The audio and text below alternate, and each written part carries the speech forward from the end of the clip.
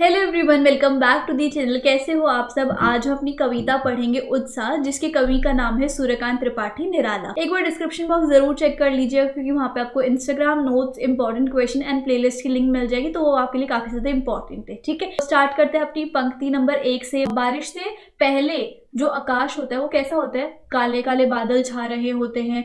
बादल जो है वो गरजने लग जाते हैं, उनके अंदर से बिजली आने लग जाती है, बिजली चमकने लग जाती है। तो इन पंक्तियों में कवि ने इस दृश्य का वर्णन किया होता है, और उसके बाद कवि कहते हैं कि बादल जो है वो धरती के सभी प्राणियों को एक नया जीवन जो है वो प्रदान करते हैं, और ये हमारे अंदर छुपे हुए जितनी भी हिम्मत है, साहस है, जितने भी हमारे अंदर करेज है, उसको जगाने का काम करते हैं। ठीक है, उसके बाद कवि बादलों से कहते हैं, हे काले रंग के सुंदर सुंदर घुंघराले बादल, तुम पूरे आकाश में फैलकर उसे घेर लो और खूब गरजो, बहुत तेज तेज गरजो।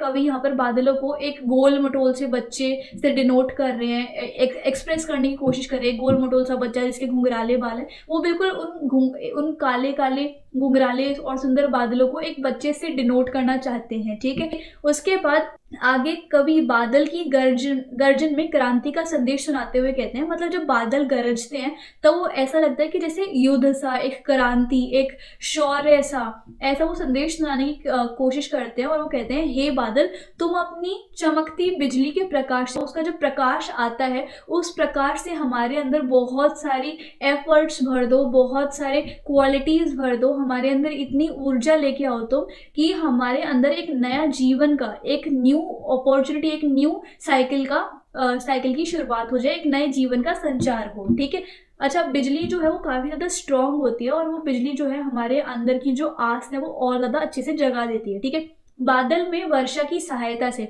अब बादलों के अंदर क्या होती है? वर्षा होती है, बारिश होती है। तो बारिश की सहायता से धरती पर सभी प्राणियों को, चाहे वो पेड़ है, पौधे हैं, जानवर हैं, मनुष्य हैं, सभी को एक नया जीवन उत्पत्ति, एक नए जीवन की शुरुआत हो जाती है बारिश से। बारिश किसके अंदर होती है? बादलों के अंदर होती है ना। और उस बारिश के अंदर एक ऐसी शक्ति होती है कि नया जीवन सबको मिल जाता है। इसलिए इस तरीके से कवि जो है बादल को एक कवि की तरह डिनोट करते हैं, और वो कहते हैं कि तुम भी एक नई कविता की रचना करो। ठीक है, अब पढ़ते हैं अपनी नेक्स्ट पंक्ति। विकल विकल उन्मन थे, उन्मन विश्व के निघाद के, सकल जन से लेकर बादल गरजों तक। ठीक है, यहाँ पर कवि जो है बादल को क्रांति का प्रतीक, रेवोल्यूशन का संकेत, या फिर रेवोल्यूशन का एक सिंबल मानते हुए ये इमेजिनेशन कर रहे हैं, ये कल्पना कर रहे हैं कि वो हमारे अंदर सोए हुए क्वालिटीज को फिर से जगाकर हमें एक नया जीवन प्रदान करेंगे, और हमें एक जीने की नई आशा देंगे। ठीक है, कवि इन पंक्तियों में कहते हैं कि जब बहुत ही ज्यादा गर्मी होती है, भीषण गर्मी होती है,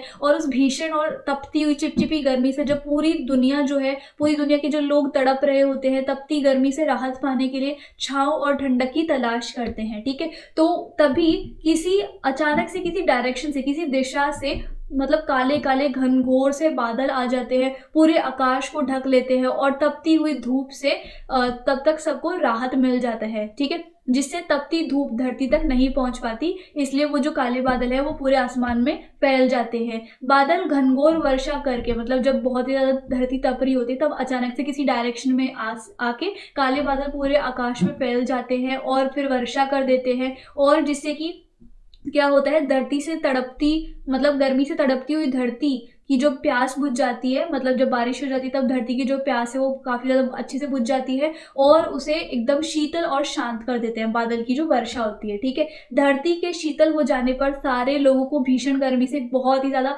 रिलैक्सेशन मिल जाती है, बहुत ही ज्यादा राहत मिलती है, और उनका मन जो है वो उत्साह से भर जाता है। ठीक है, तो इसी के साथ साथ हमारी पूरी पोएम की एक्सप्लेनेशन जो है वो खत्म होती है। आज हम अपनी कविता करेंगे अट नहीं रही है। इसके कवि का नाम है सूर्यकांत त्रिपाठी निराला। तो बिना किसी देरी के स्टार्ट करते हैं अपनी कविता, और एक बार डिस्क्रिप्शन बॉक्स भी चेक कर लेना, क्योंकि वहां पर आपको इंस्टाग्राम नोट्स, इंपॉर्टेंट क्वेश्चन और प्लेलिस्ट की लिंक बहुत सारी मिल जाएंगी। पहली पंक्ति देखते हैं। अट नहीं रही है, आभा फागुन की तन सट नहीं रही है।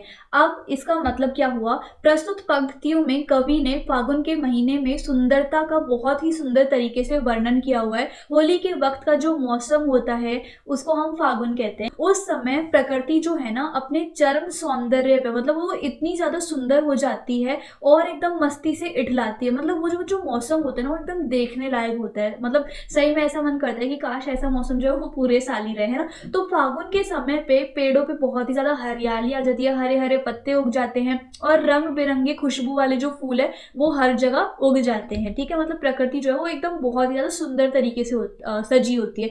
इस कारण जब हवा चलती है तो फूलों की जो नशीली खुशबू है ना वो हवा में घुल जाती है। जब ये सारे लोगों में हवा फैल जाती है तब एकदम मस्ती सी छा जाती है और सारे लोग जो है वो अपने ऊपर काबू नहीं रख पाते, मस्ती में झूमने लग जाते हैं। ठीक है, नेक्स्ट देखो अगली पंक्ति क्या है। कहीं सांस लेते हो घर घर भर लेते हो, उड़ने के नभ में तुम पर पर कर देते हो, आंख हटाता हूं तो हट ही नहीं रही है। ठीक है, तो इसका क्या मतलब है? इन पंक्तियों में कवि कहते हैं कि घर घर में उगे हुए पेड़ों पर फूल जो हैं वो खिले हुए हैं। उन फूलों की जो खुशबू है वो हवाओं में यूं बह रही है मानो जैसे फागुन खुद सांस ले रहा हो, समझ रहे हो।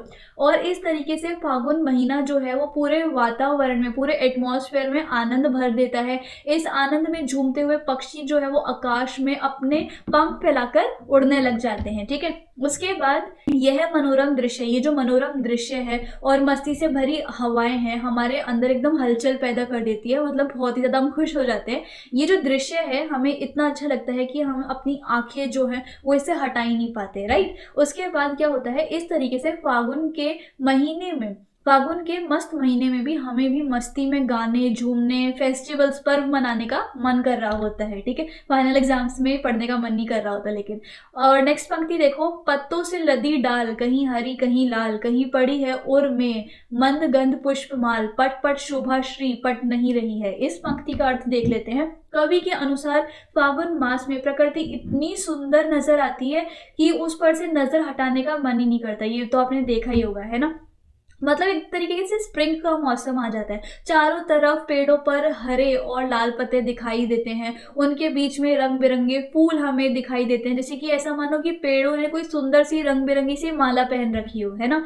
और इस सुगंधित पुष्प की माला, मतलब माला तो पुष्पों की होगी, फूलों की होगी, तो इतनी ज्यादा खुशबूदार फूलों की माला की जो खुशबू है कवि को बहुत ही ज्यादा मादक, यानी कि बहुत ज्यादा मीठी मीठी मधुर मधुर सी लगती है। कवि के अनुसार फागुन के महीने में यहाँ प्रकृति में होने वाले जो बदलाव है, जो चेंजेस हैं, वो सभी प्राणी को बेहद खुश कर देते हैं। सारे के सारे जो लोग होते हैं वो बहुत ही ज्यादा खुश हो जाते हैं, सब एकदम मस्ती से झूम जाते हैं। कविता में कवि स्वयं ही बहुत ही ज्यादा खुश लग रहे हैं। मतलब जितनी भी मैंने आपको कविता सुनाई है आपको दिख रहा होगा जो कवि है बहुत ही ज्यादा खुश नजर आते हैं। तो इस तरीके से हमारी जो पूरी कविता है अट नहीं रही है, जिसको लिखा है सूर्यकांत त्रिपाठी निराला जी ने, वो खत्म होती है। आज हम अपना हिंदी का चैप्टर पढ़ेंगे माता का आंचल, जिसके लेखक का नाम है शिव पूजन सहाय। ठीक है, तो फिर जो लेखक हैं शिव पूजन सहाय, उनका बचपन का नाम था तारकेश्वर नाथ, लेकिन उनका एक निक नेम भी था जिसका नाम था भोलानाथ। तो भोलानाथ कह के ही सब उनको पुकारते थे। भोलानाथ जो है अपने पिताजी को बाबूजी और माता को मैया कह के पुकारते थे। ठीक है, तो बचपन में भोलानाथ का ज़्यादातर समय जो है वो अपने पिताजी की कंपनी में बीतता था और वो अपने पिता के साथ ही सोते थे, उनके साथ सुबह जल्दी उठकर जल्दी से नहा लेते थे और अपने पिता के साथ ही भगवान की पूजा अर्चना करते थे। ठीक है, उसके बाद क्या हुआ, तो वो अपने बाबूजी के साथ अपने माथे पर तिलक लगाकर खूब खुश हुआ करते थे। ठीक है, मतलब उनके बाबूजी जब उनके माथे पर ऐसे तिलक लगा देते थे तो वो बहुत ही ज़्यादा खुश हो जाते थे। और जब भी भोलानाथ के पिताजी रामायण का पाठ पढ़ते, जैसे मान लो साइड में पिताजी और साइड यहाँ पर भोलानाथ है, तो जब भी पिताजी जो है वो रामायण का पाठ पढ़ते थे तो ऐसे वो मिरर में ना अपना चेहरा ऐसे देखते रहते थे और वो खुश होते रहते थे अपने चेहरे की रिफ्लेक्शन को मिरर में देखकर। जैसे उनके पिताजी उनको देख लेते थे तो मुस्कुरा लेते थे। ठीक है, तो उसके बाद जैसे ही उनके बाबूजी की नज़र उन पर पड़ती तो थोड़ा सा शर्माकर, थोड़ा सा मुस्कुराकर आईने को नीचे रख देते थे और इसी बात पर उनके पिताजी जो है वो खुश हो जाते थे, मुस्कुरा उठते थे। ठीक है, फिर क्या होता था, पूजा अर्चना करने के बाद भोलानाथ क्या है, राम राम की जो छोटी छोटी पर्चियाँ होती है ना जिस पे राम और राम लिखा रहता है, तो उन पर्चियों में छोटी छोटी आटे की गोलियां डाल के और अपने बाबूजी के ऐसे कंधों पे बैठ के गंगा जी के पास जाते थे और वहाँ किनारे पर आटे की गोलियां मछलियों को खिला देते थे, राइट। और उसके बाद वो अपने बाबूजी के साथ घर आकर खाना खाते थे। भोलानाथ की माँ उन्हें बहुत सारे अनेक पक्षियों के नाम के साथ ऐसे खिलाती थी कि ये चिड़िया का, ये तोता का, ये मैना का, ऐसे ऐसे करके उन्हें खाना खिलाती थी पक्षियों के नाम ले लेकर, ठीक है। भोलानाथ की माँ भोलानाथ को बहुत ही ज़्यादा लाड प्यार करती थी। वो कभी उन्हें अपनी बाहों में ऐसे भरकर खूब प्यार करती थी और कभी उन्हें ज़बरदस्ती पकड़कर उनके सर की ऐसे मालिश करने लग जाती थी सरसों के तेल से, ठीक है। उसके बाद उस वक्त भोलानाथ जो है ना वो बहुत ही ज़्यादा छोटा सा था, इसलिए वो बात बात पे रोने लग जाता था। तो उनके बाबूजी को भोलानाथ का ये जो बिहेवियर है वो पसंद नहीं आता था, इसलिए भोलानाथ के जो पापा हैं वो उसकी मम्मी से थोड़े नाराज़ हो जाते थे कि ये तो बात बात पे रोने लग जाता है। लेकिन भोलानाथ की माँ उनके बालों को अच्छे से संवार कर उसकी एक अच्छी सी गुत्थ बना देती थी और उसमें फूलदार एक लड्डू सा लगा देती थी और साथ में भोलानाथ को एक रंगीन कुर्ता भी पहना देती थी और उन्हें एकदम कन्हैया जैसा बना देती थी, ठीक है। फिर भोलानाथ के जो साथ उसकी एज के जो दोस्त थे वो खूब मौज मस्ती और तमाशे करते रहते थे और इन तमाशों में तरह तरीके के नाटक जो होते थे ना वो भी शामिल थे। कभी चबूतरे का एक कोना, चबूतरा इस जो घर के बाहर एक ढलान सी नहीं होती उस चबूतरे पर, तो कभी चबूतरे पर एक कोना उनके नाटक का पार्ट बन जाता था। तो कभी जो भोलानाथ की बाबूजी की जो नहाने की चौकी थी, एक छोटा सा रूम था, वो उनके नाटक या फिर एक स्टेज सा बन जाता था, रंगमंच बन जाता था। जैसे हम बचपन में दुकान नहीं खेलते थे, वैसे ही एक स्टेज पर या फिर एक रंगमंच पे अलग अलग तरीके की मिठाइयाँ रख लेते थे, जैसे कि लड्डू रख लिए, बताशे रख लिए, जलेबियाँ और आदि ऐसे से अपनी दुकान लगा लेते थे, ठीक है। फिर बच्चे क्या करते, जैसे जिंक नहीं होता सिल्वर कलर का, वैसे से टुकड़े के बने हुए पैसों से वो जो बच्चे थे भोलेनाथ के जो फ्रेंड्स थे वो ऐसे छोटे छोटे सिक्के बना लेते थे एज अ पैसे और फिर उनको देते थे कि भैया हमें ये मिठाई दे दो, भैया हमें वो मिठाई दे दो, ऐसे ऐसे करके वो दुकान खेलते रहते थे, ठीक है। और नाटक करते थे कुछ इस तरीके का। भोलानाथ के बाबूजी भी कभी कभी वहाँ से खरीदारी कर लेते थे, ठीक है। फिर ऐसे ही नाटक में कभी कभी घरौंदा बना लिया जाता था, मतलब जहाँ पर घर की चीज़ें मिलती हैं, ठीक है, जिसमें घर की पूरी सामग्री रखी हुई नजर आती थी। तो कभी कभी बच्चे जो है वो बारात का जुलूस भी निकाल लेते थे कि किसी की बारात जा रही है, इस तरीके से वो नाटक खेलते थे जिसमें तंबूरा और शहनाई भी बजाई जाती थी। एक तंबूरा सा और शहनाई तो आपने सुनी ही है ना, तो वो भी थी उस बारात में। दुल्हन को भी विदा कर लिया जाता था, इतना अच्छा नाटक वो खेलते थे। कभी कभी बाबूजी दुल्हन का जो घूंघट है वो उठाकर देख लेते थे, तो सब बच्चे वहां से हंसकर भाग जाते थे, ओके। उसके बाद बाबूजी भी बच्चों के साथ खेलों में भाग ले लिया करते थे। जो बच्चे थे उसमें बाबूजी भी बच्चे बनकर खेलने लग जाते थे। बाबूजी बच्चों के साथ कुश्ती में जानबूझकर हार जाते थे ताकि बच्चों को बहुत ज़्यादा अच्छा लगे, ठीक है। और बस इसी हंसी खुशी में भोलानाथ का पूरा बचपन जो है वो मज़े से बीत रहा था। बहुत मज़े आते थे भोलानाथ को बचपन में। एक दिन की बात है, सारे बच्चे आम के बाग में, एक गार्डन था आम का, उसमें खेल रहे थे, ठीक है। तभी बहुत जोर से आंधी आई, फिर बारिश आने लग गई, बिजली भी कड़कड़ाने लग गई, ठीक है। और उसके बाद बारिश बंद हुई तो बाग में आसपास बिच्छू निकल आए और सारे बच्चे डरकर भागने लगे, क्योंकि बिच्छू से तो सब डरते हैं ना कि काट लेंगे, इसलिए। फिर संयोगवश, मतलब कोइंसिडेंटली, रास्ते में उन्हें एक मूसन तिवारी मिल गए। तो भोलानाथ के दोस्त बैजू ने उन्हें चिढ़ा दिया, मतलब भोलानाथ का एक दोस्त था बैजू, उन्होंने किसको चिढ़ा दिया? मूसन तिवारी को। फिर क्या हुआ, बैजू की ये हरकत देखकर सारे बच्चे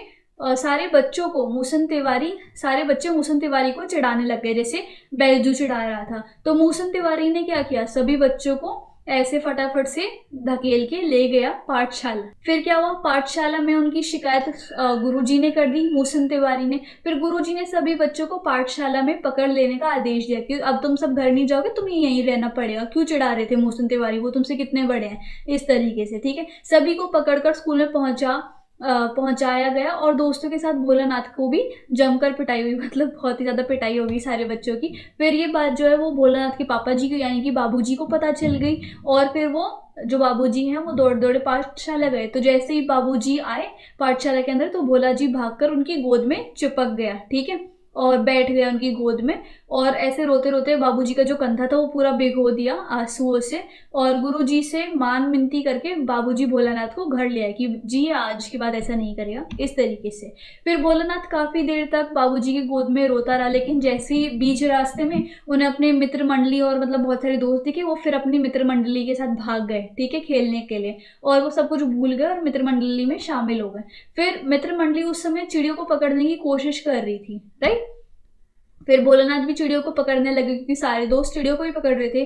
चिड़िया तो उनके हाथ पर नहीं आई, पर उन्होंने एक चूहे के बिल में ऐसे हाथ डाल दिया, मतलब चूहे के बिल में पानी डालना शुरू कर दिया, और बिल में से चूहा तो नहीं निकला लेकिन एक सांप निकल गया। सांप को देखते ही सारे बच्चे जो है वो वहां से भागने लग गए। भोलानाथ भी डर के मारे भागने लग गया और गिरते पड़ते जैसे तैसे घर पहुंचे। उसके बाद सामने बाबूजी बैठकर हुक्का पी रहे थे, लेकिन भोलानाथ का अधिकतर समय तो बाबूजी के पास ही बीतता था। बट उस समय जो उनके साथ सिचुएशन हुई, उस समय वो अपने बाबूजी के पास नहीं जा रहे थे, वो सीधा अपनी माँ की गोद में जाकर छुप गए, ठीक है। और डर से कांपते हुए भोलानाथ को देखकर माँ भी थोड़ी डर गई कि बेचारे बच्चे के साथ क्या हुआ। माँ ने भोलानाथ के जख्मों को, जो उसके ऊपर जख्म लगे हुए थे भोलानाथ की बॉडी के ऊपर, उस पर एक हल्दी का ऐसे लेप लगाया, क्योंकि हल्दी एंटीबायोटिक होती है, आपको तो पता ही है। और डरे और घबराए हुए भोलानाथ को उस समय पिताजी के सख्त कंधों की या फिर सख्त बाहों की जरूरत नहीं थी। वो अपनी माँ के आंचल को ज़्यादा सेफ समझ रहे थे। अपने बाबूजी की सख्त और मजबूत बाहों के सहारे वो उस समय पल नहीं बिताना चाहते थे, ठीक है। उनको अपने माता के आंचल में बहुत ही ज़्यादा सेफ फील हो रहा था, महफूज फील हो रहा था। तो इस तरीके से हमारी ये जो कहानी है वो अंत होती है। आज हम हिंदी का पाठ पढ़ेंगे, साना साना हाथ जोड़ी। तो बिना किसी देरी के स्टार्ट करते हैं अपना चैप्टर। एक बार डिस्क्रिप्शन बॉक्स को भी चेक कर लेना, क्योंकि वहाँ पे Instagram notes, important question and playlist की लिंक आपको मिल जाएगी, ठीक है।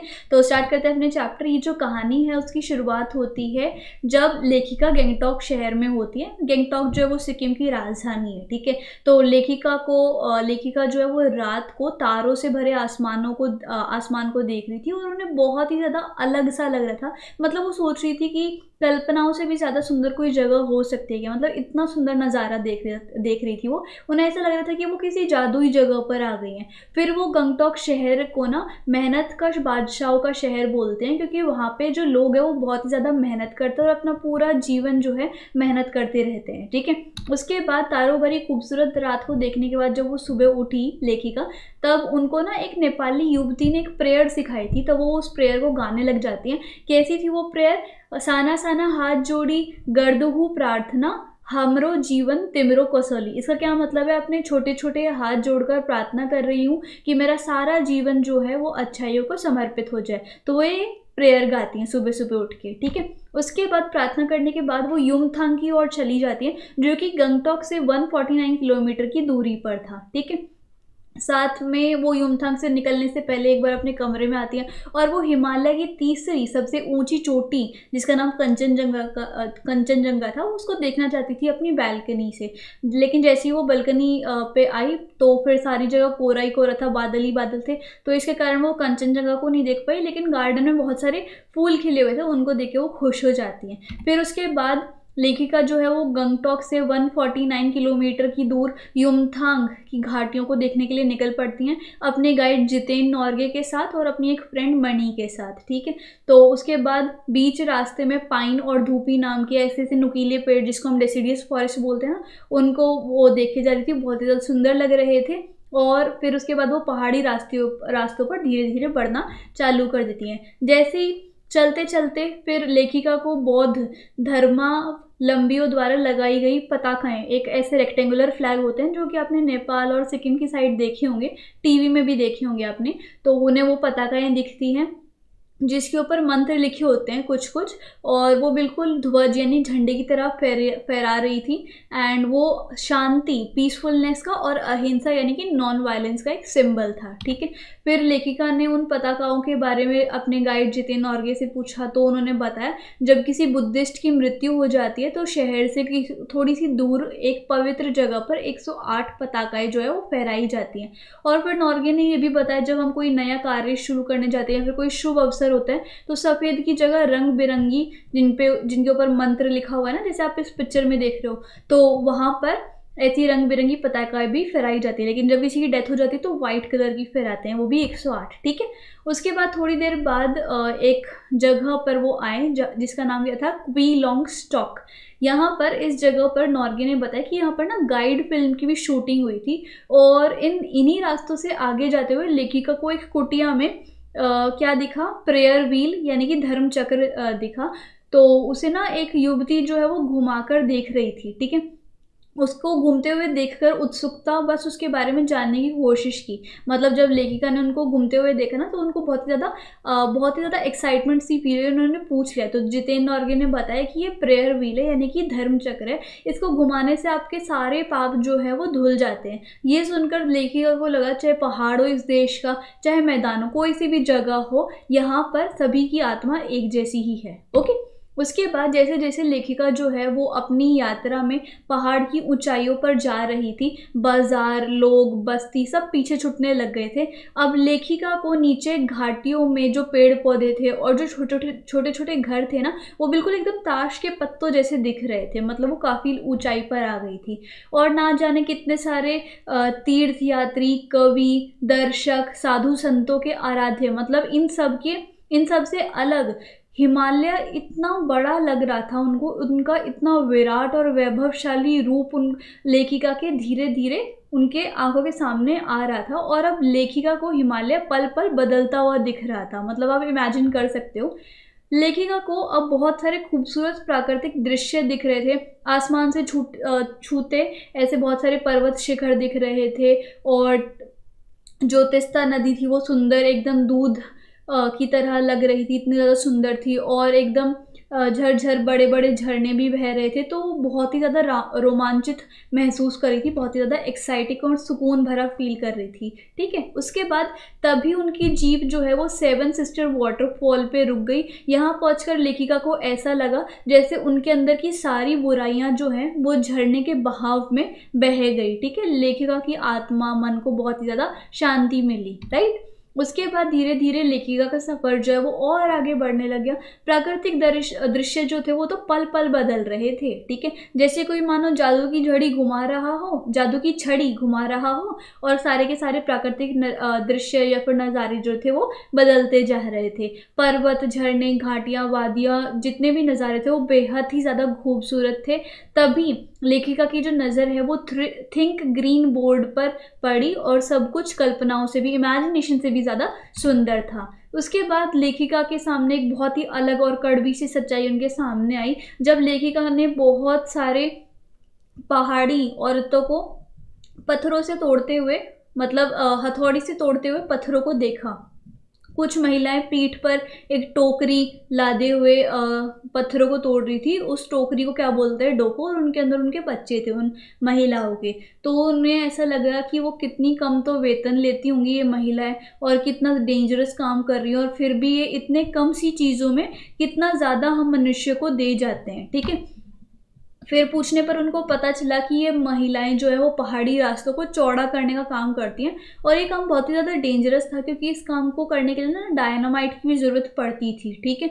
और फिर वो सोचते हैं कि ये बहुत ही ज़्यादा कम वेजेस या फिर कम सैलरी लेकर हम जैसे लोगों को कितना सब कुछ दे जाते हैं। ठीक है। उसके बाद थोड़ा सा और ऊंचाई पर चलने के बाद लेखिका को 7-8 साल के बच्चे अपने स्कूल से लौटते हुए देखे, और वो बच्चे जो है वो उनसे लिफ्ट मांग रहे थे। तो लेखिका बोलने लगी स्कूल बस का क्या? तो जितेंद्र और के हंसने लग जाते हैं, और वो कहते हैं कि यहाँ पर पहाड़ी जो एरिया होते हैं वहाँ पे जो जीवन होता है वो बहुत ज़्यादा कठोर होता है। ठीक है। ये बच्चे रोज़ 3 से 4 किलोमीटर चलकर स्कूल जाते हैं, रोज़ सुबह सुबह। शाम को घर आकर अपनी माताओं के साथ, जो इनके पास कैटल वगैरह होते हैं ना, भेड़ बकरी जो भी इनके पास है, उनको जंगलों में लेकर जाते हैं, उनको चराते हैं, और फिर जंगलों से बहुत सारी लकड़ियों का जो गट्ठर है वो अपनी पीठ पर लाद कर वो लेके आते हैं। ठीक है। उसके बाद जीप अब धीरे धीरे पहाड़ी रास्तों से बढ़ने लग रही थी। सूरज जो है वो ढलने लगा था। लेखिका ने देखा कि कुछ पहाड़ी औरतें गायों को चरा के और घर की तरफ जा रही हैं, और लेखिका की जो जीप चाय के बगानों से, चाय के गार्डन से जब गुजर रही थी, तब सिक्किमी जो ड्रेस है वो पहन के कुछ लड़कियां या फिर कुछ युवतियां जो हैं वो चाय के बगानों में से पत्तियां तोड़ रही थी। ठीक है। चटक हरियाली में डूबता हुआ सूरज जो है ऐसा लग रहा था जैसे इंद्रधनुष के सारे जो है वो कलर्स जो हैं वो आ गए हैं। ठीक है, युमथांग पहुंचने से पहले लेखिका को एक रात जो है वो लुयांग में बितानी पड़ी, और लुयांग जो है वहाँ पर बहुत सारे, मतलब ऐसा लग रहा था जैसे आसमान को छूते हुए पहाड़ों के नीचे एक छोटी सी बस्ती, एक छोटी सी वैली है लुयांग, वहाँ पर लेखिका को रुकना पड़ा था एक रात। दौड़ भाग भरी जिंदगी से एक शांत और एकांत जगह थी लुयांग, और लेखिका अपनी थकान को मिटाने के लिए तिस्ता नदी के किनारे एक पत्थर पर आकर बैठ गई थी। ठीक है, रात होने पर गाइड नॉर्गे ने बाकी लोगों के साथ नाचना गाना शुरू कर दिया। लेखिका की सहेली जो मणि थी, उन्होंने भी बहुत अच्छा नृत्य किया था। और यहाँ पर लुयांग के लोगों की इकोनॉमी कैसे चलती है, फिर वो कैसे लाइफ स्टाइल अपना जीते हैं, तो यहाँ पर पहाड़ी आलू, धान की खेती, मतलब चावल जो है उनकी खेती, और शराब से अपना गुजारा जो है वो चलाते हैं। ठीक है, फिर उसके बाद लेखिका यहाँ बर्फ़ देखना चाहती थी, और लेकिन उन्होंने वहाँ पे कहीं पे भी स्नोफॉल होती नहीं देखी। तभी एक स्थानीय युवक ने उन्हें बताया कि यहाँ पर थोड़ा प्रदूषण ज़्यादा हो गया, इसी कारण यहाँ पर स्नोफॉल जो है वो नहीं होती। तो लेखिका को अगर बर्फ़ देखनी है तो उन्हें भारत का स्विट्ज़रलैंड कटाव जाना पड़ेगा, वहाँ पर खूब ज़्यादा बर्फबारी होती है। तो कटाव जो है वो एक पर्यटक स्थल यानी कि टूरिस्ट स्टॉप के रूप में अभी इतना ज़्यादा डेवलप नहीं हुआ था, इसलिए वहाँ का जो प्राकृतिक सौंदर्य है वो अभी भी बरकरार था, कोई भी पॉल्यूशन नहीं था वहाँ पे। लुयांग से जो कटाव का रास्ता है वो 2 घंटे का था, और लेकिन वहाँ जो पहुँचने का रास्ता था ना वो थोड़ा खतरनाक था।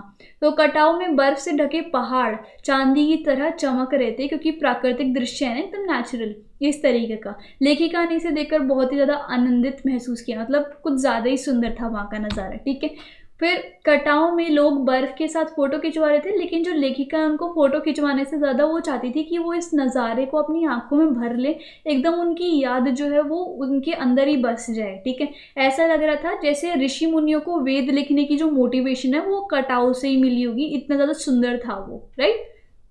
और वो फिर कहती है वहाँ पे इतना ज़्यादा असीम सौंदर्य है कि अगर कोई अपराधी भी उस सौंदर्य को देख ले तो उसके अंदर भी जितनी भी ज़्यादा नेगेटिविटीज़ है वो तभी की तभी निकल जाएंगी। ठीक है, फिर लेखिका की जो सहेली मणि है उसके अंदर भी कुछ अलग अलग से ख्याल और भाव पनपने लगे। वो कहते हैं कि जो प्रकृति है हमारी वो उसका कितना अच्छा नेचुरल ड्रेनेज सिस्टम है। वो कहती है कि सर्दियों में जो पहाड़ के ऊपर बर्फ़ होती है वो काफ़ी ज़्यादा स्नोफॉल आती है, फिर वो बर्फ़ जो है पहाड़ों के ऊपर ही जम जाती है सर्दियों में।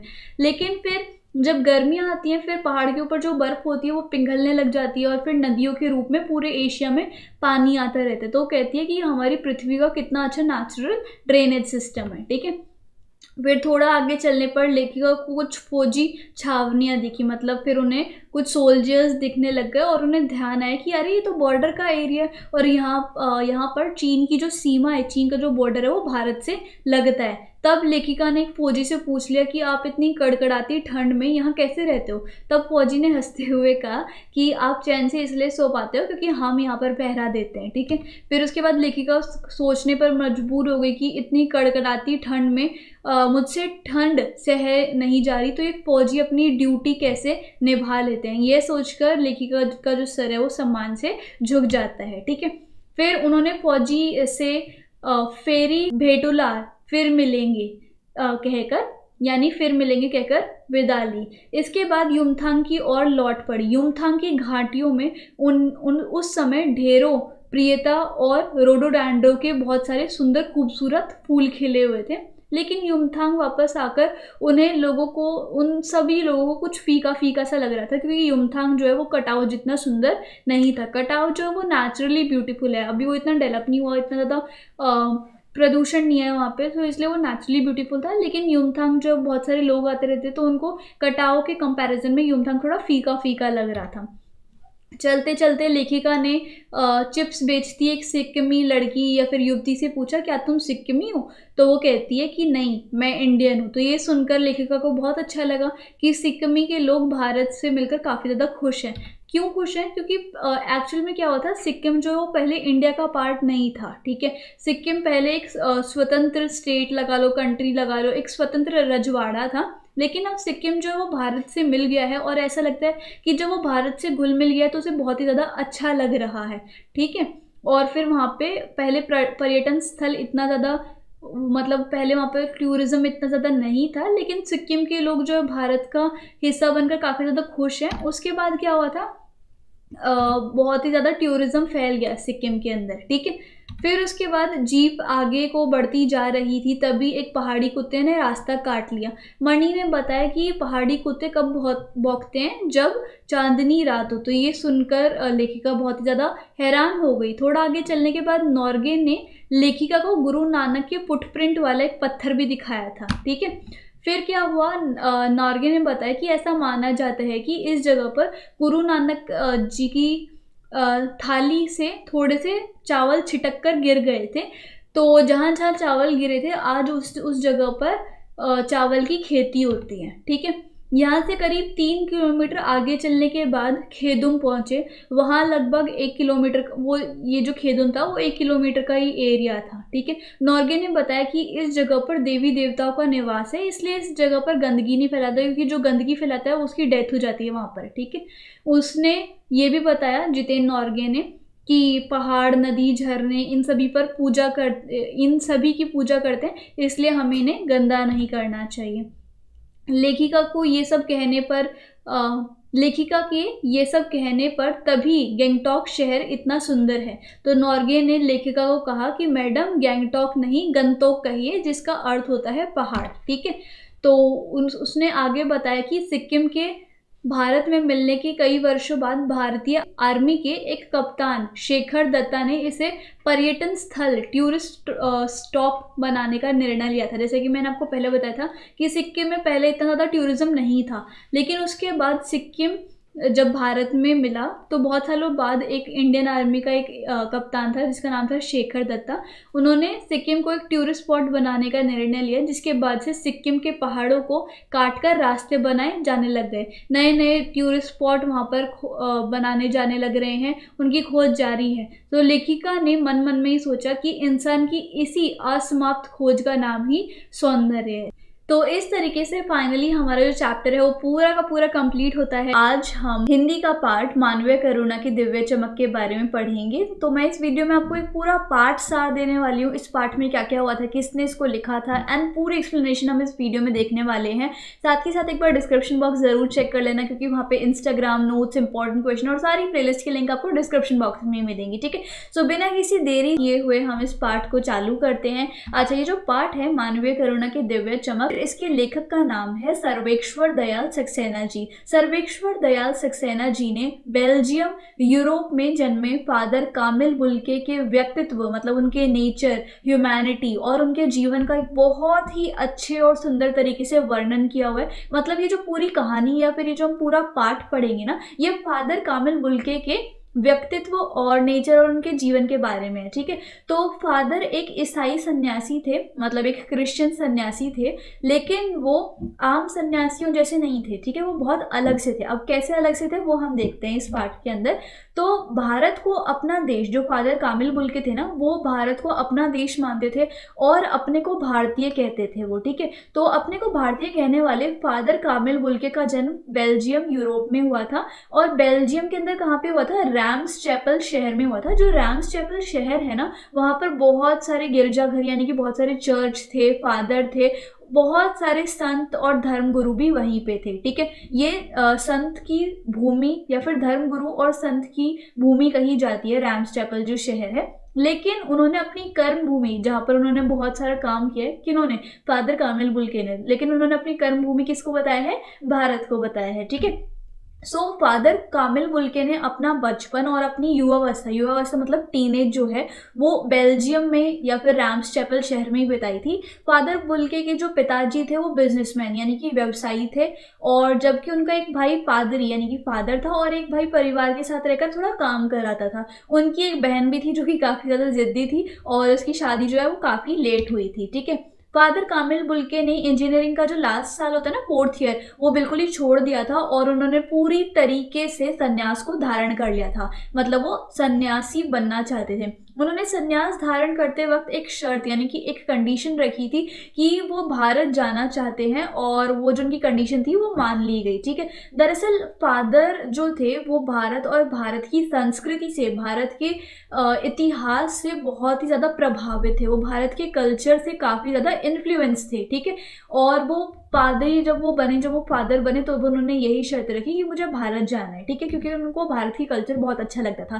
फादर बुल्गे संन्यास धारण करने के बाद भारत आ गए थे और यहीं से उनको फिर वो यहीं पर भारत के ही हो गए थे और भारत को ही अपना देश मानते थे। उसके बाद क्या हुआ, फादर बुल्के जो थे उन्होंने अपनी माँ को बहुत ज़्यादा प्यार करते थे, उनको बहुत याद करते रहते थे और उनकी माँ जो है वो उनको फादर बुल्के को पत्र लिखती रहती थी उनके बारे में, जिसके बारे में वे अपने दोस्त डॉक्टर रघुवंश को बताते रहते थे कि मैंने अपनी माँ को ऐसे पत्र लिखा, माँ भी मुझे पत्र लिखती रहती है, हम दोनों एक दूसरे को बहुत याद करते हैं। भारत में आके उन्होंने एक जीसेट संघ, ये एक ग्रुप है जीसेट, एंड उन्होंने वहां पर 2 साल तक पादरियों के बीच में रहकर, मतलब जो बाकी फादर्स थे उनके बीच में रहकर धर्मचार की पढ़ाई की। ठीक है, उसके बाद क्या हुआ, फिर जब वो 9-10 वर्ष के लिए ना दार्जिलिंग चल गए थे, दार्जिलिंग में रहकर उन्होंने 9-10 साल पढ़ाई की। उसके बाद उन्होंने कोलकाता से बीए की और इलाहाबाद से हिंदी में एमए की डिग्री हासिल की और इसी के साथ उन्होंने प्रयाग विश्वविद्यालय के संस्कृत विभाग में, मतलब हिंदी डिपार्टमेंट में, सन 1950 में रामकथा उत्पत्ति और विकास विषय में शोध किया, मतलब कि रिसर्च करी। फिर उसके बाद फादर बुल्के ने मातरलिंक, एक लेखक है मातरलिंक, और उनके एक बहुत ज़्यादा फेमस नाटक था जिसका नाम क्या था, ब्लू बर्ड, उसको उन्होंने हिंदी में नील पंछी के नाम से ट्रांसलेट कर दिया था। ठीक है, फिर क्या हुआ, बाद में उन्होंने सेंट जेवियर्स कॉलेज, जो बहुत ही ज़्यादा नामी कॉलेज है जो कि रांची में है, उन्होंने वहाँ से हिंदी और संस्कृत डिपार्टमेंट के विभाग अध्यक्ष के रूप में कार्य किया था। फिर उसके बाद यहीं से उन्होंने अपना प्रसिद्ध, बहुत ही ज़्यादा फेमस हुआ था अंग्रेजी हिंदी शब्दकोश, जो डिक्शनरी नहीं होती जिसमें इंग्लिश में भी लिखा रहता है और हिंदी में भी, वहाँ पे उन्होंने अपना तैयार किया था। एंड उसके बाद बाइबल को भी उन्होंने हिंदी में ट्रांसलेट किया था। उनका हिंदी के प्रति प्रेम तो आपने देख ही लिया होगा कि वो कितना मानते थे हिंदी को, है ना, बहुत ही ज़्यादा प्रेम करते थे। फिर उनके पैर पे ना एक जहरीला फोड़ा हो गया था, जिसको हम किस बीमारी से जानते हैं, जहरबाद बीमारी से जानते हैं। ठीक है, तो जब उन्हें ये जहरबाद बीमारी हुई तो उनका 73 वर्ष की उम्र में ही देहांत हो गया था, उनकी डेथ हो गई थी। फादर बुल्के भारत में लगभग 47 वर्षों तक उन्होंने काम किया और वो रहे भारत में 47 वर्ष, और इसी बीच वो सिर्फ 3 या 4 बार ही अपने मातृभूमि बेल्जियम गए होंगे। ठीक है, सन्यासी धर्म के विपरीत, मतलब सन्यासी धर्म से अलग, फादर बुल्के का लेखक से बहुत आत्मीय संबंध था। मतलब जिसने ये कहानी लिखी है, लेखक और जो फादर बुल्के थे, उनका बहुत ज़्यादा गहरा संबंध था, वो एकदम परिवार के सदस्य जैसे ही थे। लेखक का जो परिचय है, मतलब लेखक का जो मिलना हुआ था फादर बुल्के से, वो इलाहाबाद में हुआ था, जो कि यूपी में है। ठीक है, और उसके लेखक फादर के व्यक्तित्व से, जो मतलब फादर का नेचर था, जो उनकी हम्बलनेस थी, वो उससे काफ़ी ज़्यादा इन्फ्लुएंस हुए थे। ठीक है, उसके बाद लेखक के अनुसार, लेखक के अकॉर्डिंग, फादर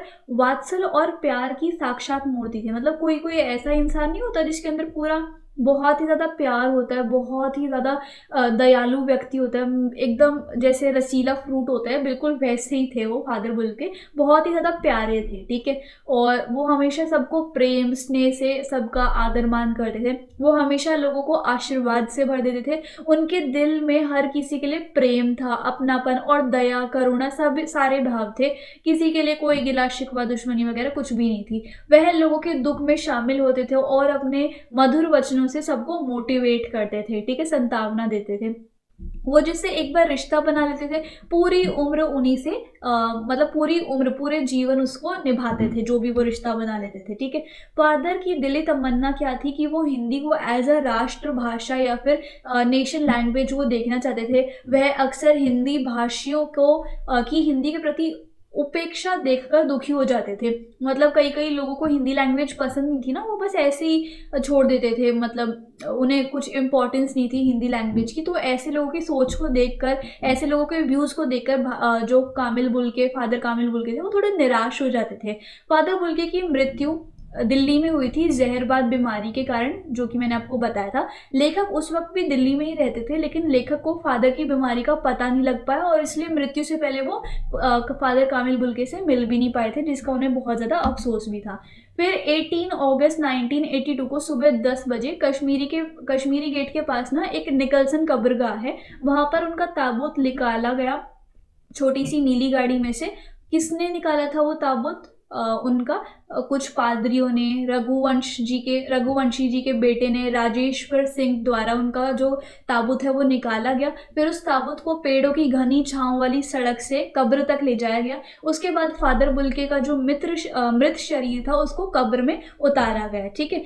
फिर रांची के जो फादर पास्कल त्योना ने मसीही विधि से उनका अंतिम संस्कार किया, मतलब एक मसीही रिचुअल से उनका अंतिम संस्कार किया। सबने नम आंखों से फादर बुल्के को श्रद्धांजलि दी थी, ठीक है। और उनके अंतिम संस्कार के वक्त वहाँ हजारों लोग इकट्ठा थे जिन्होंने नम आंखों से फादर बुल्के को अंतिम बार श्रद्धांजलि दी थी। इसके अलावा वहाँ पे जैनेन्द्र कुमार, विजेंद्र स्नातक, अजीत कुमार, डॉक्टर निर्मला जैन, मसीही समुदाय के लोग और पादरीगण, डॉक्टर सत्य प्रकाश और डॉक्टर रघुवंश भी उपस्थित थे, ठीक है। ये सब लोग थे। तो लेखक कहते हैं कि जिस व्यक्ति ने जीवन भर लोगों को वात्सल प्रेम दिया, प्रेम का अमृत पिलाया, उसी के रगों में जिसकी नर्व्स में दूसरों के लिए मिठास भरी हो, मिठास का अमृत भरा हो, उसके अलावा कुछ भी नहीं हो उसके मन में, सिर्फ प्रेम ही प्रेम हो, उसकी मृत्यु जहरबाद से हुई है। मतलब उसकी मृत्यु ऐसी बीमारी से हुई है जिसके अंदर जहरी जहर था। तो लेखक कहते हैं ये फादर बुल्के के प्रति ऊपर वाले का घोर अन्याय है, ठीक है।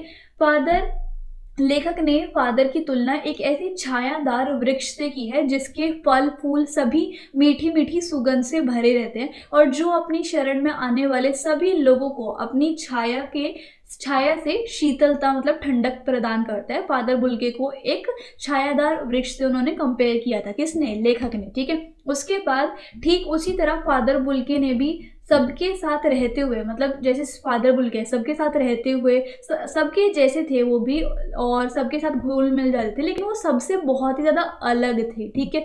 और प्राणी मात्र के लिए उनका प्रेम और वात्सल्य उनके व्यक्तित्व को मानवीय करुणा की दिव्य चमक से प्रकाशित करता था। यानी कि जो फादर बुल्के का प्रेम था, उनका जो वात्सल्य था, उनके मन में जो करुणा और दया की भावना थी, वो उनके व्यक्तित्व को, वो उनके नेचर को, वो उनकी काइंडनेस को, वो उनके ह्यूमैनिटी को एक दिव्य चमक, एक डिवाइन सोल से प्रकाशित करता था। वो एक प्रकाश सा जाग जाता था उनके नेचर की जब भी बात होती थी कि ये तो भाई एक बहुत ही ज़्यादा डिवाइन सोल थे, ठीक है। लेखक ने कहा कि उनकी यादें एक पवित्र यज्ञ की अग्नि के आँच के समान है, जिसकी तपन, जिसकी गर्मी उनको हमेशा ही फील होगी, ठीक है। तो ये था हमारा पूरा का पूरा चैप्टर और आज हम अपने हिंदी के चैप्टर लखनवी अंदाज को पढ़ने के लिए जा रहे हैं। एंड इस वीडियो में हम इस चैप्टर से रिलेटेड जितना भी पाठ का सार है वो सब पूरा करेंगे। तो बने रहिए इस वीडियो के साथ और बिना किसी देरी के अपना चैप्टर शुरू करते हैं।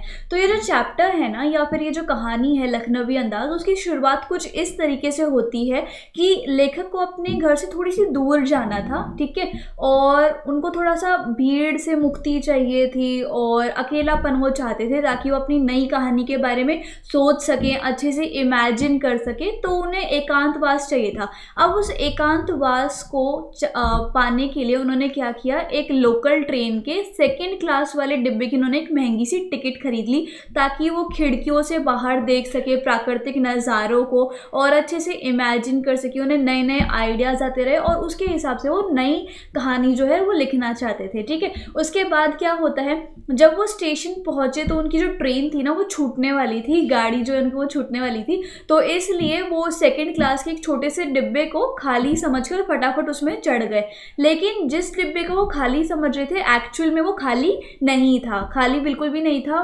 कौन था फिर वहाँ पर पहले से ही एक लखनवी नवाब जो है वो बहुत आराम से बैठे हुए थे और जैसे हम आलती पालती मार के, जिसको आप चौकड़ी बोलते हो, वो मार के वो बैठे हुए थे, आराम से वो एकांतवास का आनंद ले रहे थे। और उनके सामने वो जो नवाब साहब हैं उनके सामने 2 ताज़ा खीरे भी रखे हुए थे तौलिए के ऊपर, ठीक है। फिर क्या होता है, जैसे ही लेखक ने नवाब साहब को देखा तो नवाब साहब बिल्कुल भी खुश नहीं हुए इन लेखक को देख के। जैसे हमारे सामने कोई आ जाता है तो हम उसको देख के खुश होते हैं कि घर में कोई मेहमान है या फिर कोई भी हमारे रिलेटिव आए हैं, लेकिन जिस भी इंसान को एकांतवास चाहिए वो चाहता है कि मुझे थोड़ा अकेले में टाइम स्पेंड करना है, और फिर उसका एकांतवास कोई भंग करने के लिए आ जाए तो उसको थोड़ा सा लगता है कि नहीं, मुझे तो अकेला सही रहना था। सो ऐसे ही जब लेखक को देखा नवाब साहब ने तो उनको बिल्कुल भी खुशी नहीं हुई लेखक को देखकर, क्योंकि उन्हें ऐसा लग रहा था कि अरे मेरे को तो अकेलापन चाहिए था और वो मेरा अकेलापन अब छिन जाएगा। ठीक है, सो नवाब साहब को बिल्कुल भी खुशी नहीं हुई, और ना ही जैसे मतलब अगर हम किसी अनजान व्यक्ति से मिलते हैं तो थोड़ी बहुत बातें हो जाती हैं, है ना। लेकिन जैसे ही नवाब साहब ने लेखक को देखा, ना तो वो खुश हुए ना उनकी कोई रुचि थी कि वो लेखक से बात करे। ठीक है, तो लेखक उनके सामने वाली सीट पे बैठ गए, मतलब नवाब साहब यहाँ पर थे और लेखक यहाँ पर थे, इस तरीके से। उसके बाद क्या हुआ, लेखक खाली बैठे हुए थे और लेखक जो है उनकी जो इमेजिनेशन करने की आदत है पुरानी, वो इमेजिनेशन करने लग गए, कल्पनाएं करने लग गए, उनकी वो पुरानी आदत थी। इसलिए वो उनके आने से नवाब साहब को होने वाली असुविधा और अनुमान का पता लगाने लग गए। मतलब इमेजिनेशन में वो क्या सोच रहे थे लेखक, कि जैसे मैं आ गया नवाब साहब के आगे और नवाब साहब को एकांत चाहिए था, लेकिन मेरे आने से नवाब साहब का एकांत, अकेलापन जो है वो भंग हो गया, मैंने उनको डिस्टर्ब कर दिया। तो वो उन असुविधाओं के बारे में सोचने लग गए जो नवाब साहब को लेखक के आने से हुई थी। ठीक है, तो वो सोच रहे थे कि शायद नवाब साहब को अकेले सुकून से यात्रा करने की इच्छा थी, इसलिए उन्होंने 2nd क्लास का टिकट ले लिया होगा। ठीक है, लेकिन अब जो नवाब साहब है उनको ये देखकर बिल्कुल भी अच्छा नहीं लग रहा था कि जो शहर के सफ़ेद पोश व्यक्ति हैं, सफ़ेद पोश व्यक्ति मतलब कि जो वाइट कॉलर वाले व्यक्ति हैं, वो उनको 2nd क्लास में सफ़र करते हुए देखें। ठीक है, उनका अकेले में सफ़र अच्छे से बीत जाए इसलिए उन्होंने 2 खीरे खरीदे होंगे, ऐसी वो इमेजिनेशन कर रहे थे लेखक कि नवाब साहब ऐसे ऐसे सोच रहे होंगे। ठीक है, तो फिर नवाब साहब को बिल्कुल भी अच्छा नहीं लगता कि लेखक आया है, और नवाब साहब को ये भी अच्छा नहीं लगेगा कि कोई शहर का वाइट कॉलर वाला व्यक्ति जो है वो उनको देखेगा और देखने के बाद उन्हें 2nd क्लास में सफ़र करता हुआ देखेगा और उनको अकेले में सफ़र उनका अच्छा हो जाए, इसलिए उन्होंने 2 खीरे खरीदे होंगे। लेकिन अब वो सफ़ेद पोश व्यक्ति के सामने वो खीरे कैसे खाएं, तो ये सारी जो इमेजिनेशन है वो लेखक अपने दिमाग में ही कर रहे थे। नवाब साहब गाड़ी की जो ट्रेन थी उसकी खिड़की के बाहर लगातार देखे जा रहे थे, मतलब कंटिन्यूसली वो देखे जा रहे थे, और लेखक उन्हें थोड़ी ऐसे देखे जा रहा था, मतलब उनको इमेजिन करे जा रहे थे, उनकी तरफ देखे जा रहे थे, उनकी एक्टिविटीज़ को वो ऑब्जर्व कर रहे थे। ठीक है, उसके बाद क्या हुआ, अचानक नवाब साहब ने लेखक से खीरा खाने के लिए पूछा कि भाई खीरा खाओगे तुम? तो लेखक ने नवाब साहब को शुक्रिया किया कि जी शुक्रिया, पर मैं अभी नहीं खाना चाहता। उसके बाद नवाब साहब ने बहुत ही तरीके से खीरों को धोया, अच्छे से धोया, और उसके बाद छोटे छोटे यानी जिसको हम फाक बोलते हैं, वो खीरों की छोटी छोटी फाक करी और उसमें जीरा, नमक और मिर्ची छिड़क के और तौलिए के सामने अच्छे से सजा लिया, तौलिए के ऊपर। ठीक है, इसके बाद नवाब साहब ने एक बार फिर से लेखक से पूछा कि भाई खाने हैं या नहीं खाने, तो क्योंकि लेखक ने पहले ही मना कर दिया था कि नहीं मुझे नहीं खाने, इस बार उन्होंने अपनी सेल्फ रिस्पेक्ट को बचाने के लिए दोबारा से मना कर दिया कि नहीं मेरा पेट खराब हो सकता है, इसलिए मुझे नहीं खाना खीरा, तो मना कर दिया लेखक ने। लेखक के मना करने के बाद नवाब साहब ने नमक मिर्ची लगे उन खीरों के टुकड़ों को देखा, मतलब वो ऑब्जर्व करने लगे। कौन? नवाब साहब अपने खीरों के टुकड़ों को ऑब्जर्व करने लगे, देखने लगे। फिर खिड़की से बाहर देखकर और एक गहरी सांस ली, ऐसे वाली। ठीक है, फिर क्या हुआ, उसके बाद नवाब साहब ने खीरे की एक फाक या फिर एक टुकड़े को उठाकर होठों तक लेके गए और फाक को सूंघा, ऐसे। ठीक है, और स्वाद के आनंद में नवाब साहब की जो पलकें हैं वो मुंद गई, मुंह में तो जैसे मतलब हम किसी टेस्टी चीज़ को ऐसे लेके आ रहे हैं और नाक के पास लेके आ रहे हैं तो मुंह में ऑब्वियसली पानी आ जाता है ना उसकी खुशबू सूंघ के, तो वैसे ही खीरों की उस खुशबू को सूंघ के नवाब साहब के मुंह में भी पानी आ गया, और पानी आने के बाद उन्होंने वो पानी की घूंट भर ली और नवाब साहब ने जो खीरे के टुकड़े को उस खिड़की से बाहर फेंक दिया। जैसे उनके मुंह में पानी आ गया ना, उन्होंने सटक ली उसकी खुशबू सूंघ के, तो फिर वो जो खीरे का टुकड़ा था वो खाया नहीं, वो बस खिड़की से बाहर फेंक दिया। इसी प्रकार नवाब साहब खीरे के हर टुकड़े को होठों के पास लाते, उसकी खुशबू सूंघते, उसकी खुशबू से जो उनके मुँह में पानी आता वो उसको गटक लेते थे और खीरे के टुकड़ों को बाहर फेंक देते थे। तो ये सब किया उन्होंने। खीरे के सारे टुकड़े को बाहर फेंकने के बाद उन्होंने आराम से तौलिए के साथ तौलिए से अपने हाथ पूछे और होठों को पूछा। उसके बाद बड़े गर्व से लेखक की तरफ देखा, जैसे लेखक को कहना चाह रहे हो कि यही है खानदानी रईसों का तरीका, मतलब जो खानदानी रिच होते हैं वो ऐसे ही खाते हैं, ठीक है। तो ऐसा लगा लेखक को कि वो ऐसे ऐसे कहेंगे जिस हिसाब से वो एक्ट कर रहे थे, समझ रहे हो। उसके बाद नवाब साहब ने खीरे की तैयारी और इस्तेमाल से वो थक गए थे और काटा भी था उन्होंने, तो थक गए थे। तो लेखक ने सोचा अपने दिमाग में, क्या सिर्फ खीरे को सूंघ कर ही पेट भरा जा सकता है। तभी नवाब साहब ने एक जोरदार डकार ली, औ ऐसे करके, और बोले खीरा लजीज होता है पर पेट पर बोझ डाल देता है, ठीक है। उसके बाद क्या हुआ, तो ये सुनकर ना लेखक के ज्ञान चक्षु खुल गए, मतलब उनका दिमाग ऐसे चलने लग गया ये सब घटना और सिचुएशन देख के।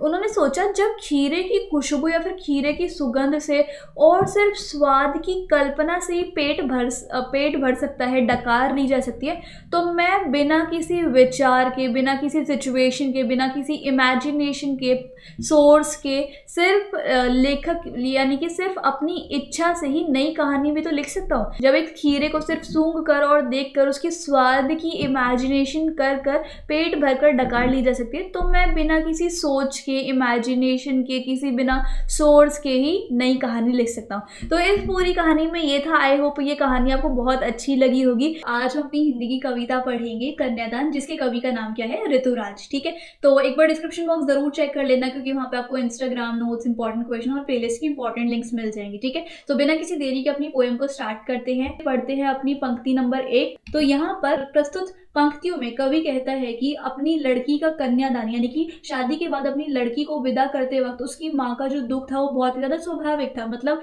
अपनी लड़की को जब विदा करी थी तो माँ के मन में जो दुख होता है वो बहुत ही ज्यादा कॉमन बात है, ठीक है, और जेन्युइन है, ठीक है। और हर माता को यही लगता है, हर माँ को यही लगता है कि उसके जीवन की जो आखिरी जमा पूंजी है वो उसकी लड़की है, और जो लड़की जो विदा होके जा रही है तो उसे ऐसा लगता है कि उसकी जो अंतिम पूंजी है वो भी दूर चली जा रही है, ठीक है। बड़े ही लाड दुलार से उन्होंने अपनी बेटी को पाला होता है और बड़ा किया होता है। उसके बाद आखिर अपनी बेटी के साथ ही तो वो अपने जीवन के जितने भी दुख सुख होते हैं वो बांटती थी, और वही उनकी जीवन की एक बेस्ट फ्रेंड या फिर साथी थी, परंतु अब वो साथी भी उनसे दूर जा रहे हैं, इसलिए उनको थोड़ा सा दुख फील होता है। अब अगली पंक्ति के बारे में पढ़ते हैं। लड़की अभी सयानी नहीं थी से लेकर कुछ तुकों और कुछ लयबद्धों पंक्तियों की। यहाँ पर कवि ऋतुराज कहते हैं कि लड़की बड़ी तो हो गई थी लेकिन वो पूरी तरीके से सयानी नहीं थी, अर्थात यानी कि उसे दुनियादारी की अभी कुछ समझ नहीं थी, और अभी तक उसने घर के बाहर की दुनिया देखी ही नहीं थी, ठीक है। और उसे जीवन की जटिलता का सामना नहीं करना पड़ता था, मतलब जब वो घर के अंदर रहती थी उसके मम्मी पापा उसको बहुत लाड प्यार से पालते थे, तो उसे बाहर की जो दुनिया है उसका कोई भी आभास नहीं था कि बाहर की दुनिया कैसी होती है, कैसे लोग होते हैं। उसको जीवन की जटिलता, दुख, परेशानियों का सामना नहीं करना पड़ता था। उसका जीवन अभी बहुत सरलता से, सिंप्लिसिटी, बहुत सुख से बीता था, और तो यही कारण है कि उसे खुशियां तो मनाना आता था लेकिन उसने कभी परेशानियों का सामना नहीं किया था, और अभी तक पता भी नहीं था कि परेशानियां कैसी होती हैं, ठीक है। अपने घर की बाहर की दुनिया उसके लिए एक धुंधली तस्वीर की तरह थी। उसे तो यही नहीं पता था कि बाहर की दुनिया में कैसे लोग हैं, कैसा क्या होता है, दुनियादारी की समझ ही नहीं थी, जिसे वो कभी ठीक से देख ही नहीं पाई, समझ रहे हो। जब तक कोई व्यक्ति घर से बाहर कदम ही ना रखे, जब तक वो बाहर के नेचर को ना देख ले, बाहर के लोगों को ना देख ले कि कैसे कैसे लोग हैं, बाहर की दुनिया में अपना वक्त ना गुजारे, घर में ही रहे, तब उसका संपूर्ण रूप से विकास नहीं हो पाता। वो समझ ही नहीं पाता कि बाहर क्या चल रहा है। इसलिए अभी तक वो एक भोली बच्ची थी, सिर्फ जिसने सुखों की कल्पना में ही वो जी रही थी, ठीक है। और माँ ने कहा पानी में झांक कर, अब हम अगली पंक्ति देख रहे हैं। अपनी पंक्तियों में कवि ने उस माँ का वर्णन किया है जो विदाई के वक्त अपनी बेटी को एक सलाह दे रही हैं, कुछ समझा रही हैं कि ससुराल में किस तरीके से रहना है और किस तरीके से नहीं, कौन सी चीजें आपको ध्यान में रखनी है। वो अपनी बेटी को क्या क्या समझाती है वो देखते हैं हम। सबसे पहले माँ अपनी बेटी को बोलती है कि अपनी सुंदरता पे इतना मत इतराना, इतना मत रीझना कि सांसारिक जीवन को सही तरह से चलाने के लिए, मतलब पूरे जीवन को सही तरीके से चलाने के लिए सुंदरता से ज्यादा, जो आपकी सुंदरता है उससे ज्यादा गुण काम आते हैं। आपके अंदर जो इनर ब्यूटी है वो काम आती है, आपके अंदर जो गुण है वो ज्यादा काम आते हैं पूरे जीवन को चलाने के लिए, ना कि आपकी आउटर ब्यूटी, समझ रहे हो। उसके बाद फिर माँ जो है अपनी बेटी को कहती है जो आग है वो रोटियां पकाने के लिए है, ना कि जलने के लिए। अर्थात यानी कि वो अपनी बेटी को इस तरीके से कहना चाह रही है कि अपनी जिम्मेदारियों को, जो आपकी रिस्पॉन्सिबिलिटी है वो तो अच्छे से निभाना, लेकिन किसी के अत्याचार को मत सहना, ठीक है। उसके बाद माँ कहती हैं कि जो आपके वस्त्र हैं, जो आपके कपड़े हैं, जो आभूषण हैं, जो गहने हैं, उसके कभी मुँह में नहीं पड़ना, उस पे कभी घमंड मत करना। वो केवल एक बंधन है जिसमें कभी भी बंधना नहीं चाहिए। इसके चक्कर में जो बसा-बसाया घर है, जो बसा-बसाया संसार है, वो भी उजड़ सकता है। तो कभी भी इन सब चीज़ों पे लालच या फिर घमंड ना करना। आखिरी पंक्ति पे चलते हैं हम। माँ ने कहा, लड़की होना पर लड़की जैसी दिखाई मत देना। इसका क्या अर्थ है? इन पंक्तियों में माँ अपनी बेटी को कह रही हैं कि आप किसी के सामने दुर्बल कन्या की तरह प्रस्तुत मत करना कि आप एक बहुत ज़्यादा वीक बंदे हो या फिर एक बहुत ही ज़्यादा वीक इंसान हो, और ना ही अपनी निर्बलता किसी के सामने आने देना। जो भी आपकी वीकनेस है, जो भी आपकी कमज़ोरी है, वो किसी के आगे मत आने देना, नहीं तो लोग बाग जो है वो आपकी वीकनेस का, आपकी कमज़ोरी का फ़ायदा उठा लेंगे, ठीक है? और उसके बाद इस संसार में लोग जो है निर्बल के ऊपर ही अत्याचार करेंगे। जो लोग स्ट्रॉन्ग होते हैं उनके ऊपर किसी की भी हिम्मत नहीं होती कि वो उसके साथ अत्याचार करे, लेकिन जो लोग दुर्बल होते हैं, लोग बाग जो है वो उसी को सताते हैं। इसलिए उन्होंने कहा कि आप अपने भीतर की नारी के सभी गुणों को बनाए रखना, मतलब जो भी आपके अंदर गुण हैं, जो भी क्वालिटीज़ हैं उसको बनाए रखना, लेकिन दूसरों के सामने कभी भी खुद को वीक या फिर निर्बल या फिर असहाय कि आपका तो कोई सहारा ही नहीं है, वैसा बिल्कुल भी मत दिखाना। नहीं तो लोग बाग जो है वो उसी का फ़ायदा उठाने लगते हैं, ठीक है? सो इस तरीके से हमारी जो पूरी पोएम थी उसकी एक्सप्लेनेशन खत्म होती है। आई होप आपको मेरी एक्सप्लेनेशन अच्छी लगी होगी। So if you like the video and explanation, then please like, share, comment and subscribe the channel. Thank you so much.